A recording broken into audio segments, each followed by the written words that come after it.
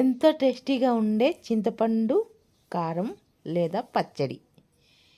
Taste మాత్రం సూపర్గా ఉంటుంది. సింపుల్గా చేసుకోవచ్చు, జల్దీ అవుతుంది. అప్పటికప్పుడు మనం నూరుకొని వేడి అన్నంలో కానీ రొట్టెలో కానీ తినేస్తే టేస్ట్ మాత్రం సూపర్గా ఉంటుంది. ఏం లేదండి, ముందైతే నూనెలో ఉల్లిపాయలు దూరగా వేయించి పక్కన పెట్టుకోవాలి. అలాగే చింతపండు అయితే నానేసుకోవాలి. నానిన తర్వాత ఫస్ట్ జీలకర్ర, నానబెట్టిన చింతపండు, పసుపు వేసి మెత్తగా కొంచెం కారం పొడి ఎక్కువ వేసుకోవాలి.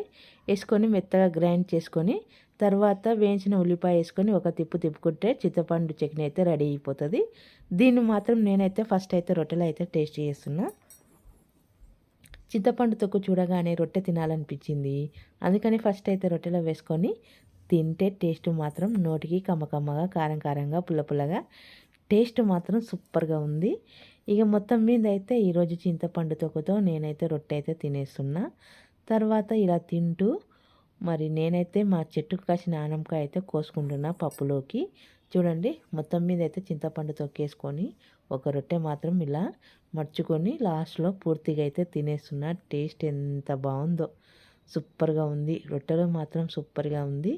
ఒక రొట్టె తినేసరికి నోరంతా కమ్మగా భలే అనిపించింది.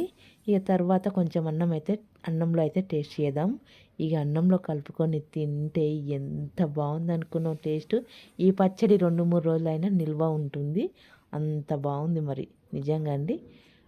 మరి మీకు నా వీడియో నచ్చితే ఒక లైక్ చేయండి, షేర్ చేయండి, కామెంట్ పెట్టండి. మరొక వీడియోలో మళ్ళీ కలుద్దాం.